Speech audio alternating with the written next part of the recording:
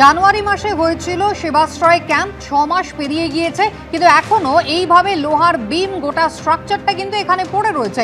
হাঁটাচলা করার পর্যন্ত উপায় নেই এবং জিনিসগুলো এইভাবেই পরিত্যক্ত অবস্থায় রয়েছে। আমি আছি ডায়মন্ড হারবার স্টেডিয়াম মাঠে, একদম এসডিও স্টেডিয়াম বলে যেটা পরিচিত। সেখানেই শুরু হয়েছিল ডায়মন্ড হারবার সেবাশ্রয় 2 এর মডেল ক্যাম্প। সেই জায়গায় দাঁড়িয়ে রয়েছে এই যে স্টেডিয়াম দেখতে পাচ্ছ, এর পাশাপাশি এই যে কাঠামো, এই যে লোহার যে বিম রয়েছে, প্রায় 70টি বিম প্রায় মাটির নিচে, এই মাঠের 10 ফুট নিচেতে কংক্রিট দিয়ে ঢালাই করে এই অস্থায়ী কাঠামো তৈরি করা হয়েছিল। সেবাশ্রয় 2 শেষ হয়েছে জানুয়ারি মাসের শেষ সপ্তাহে, কিন্তু তারপর থেকে এইখান থেকে এই যে সামগ্রী সেগুলো স্থানান্তর করা হয়নি। মাঠ এখনো খেলার উপযোগী তৈরি করে দেওয়া হয়নি।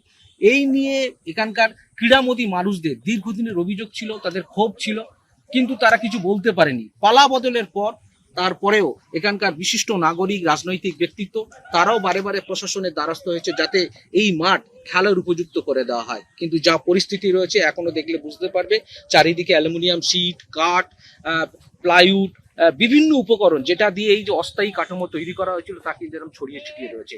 এই যে মাঠ, এটা খুবই গুরুত্বপূর্ণ মাঠ। এখানে ফুটবল লিগ হয়, এখানে বিভিন্ন অ্যাথলিটরা তারা প্র্যাকটিস করে। এর পাশাপাশি প্রতিদিন নিয়মিত শরীর চর্চা করেন বিভিন্ন বয়সী মানুষেরা। কিন্তু এই পরিস্থিতির মাঝে দাঁড়িয়ে মাঠ অর্ধেক পড়ে রয়েছে। এর পাশাপাশি ডায়মন্ড হারবারের পাশাপাশি আমরা যদি বলি ফলতার হরিণডাঙ্গা স্কুল মাঠ, সেখানেও একই রকম ভাবে একটি মডেল সেবাশ্রয় ক্যাম্প তৈরি করা হয়েছিল মেডিকেল কলেজের আদলে, সেটাও দেখাই যাচ্ছে একই রকম ভাবে পড়ে রয়েছে। সেখানেও একই রকম ভাবে সেইটা কিন্তু এখনো সেই মাঠ থেকে পরিষ্কার করা হয়নি। ক্ষোভ ছিল, মানুষের ছিল। গতকাল ফলতার বিধায়ক দেবাংশু পান্ডা তিনি বিধানসভায় এটা উত্থাপন করেন।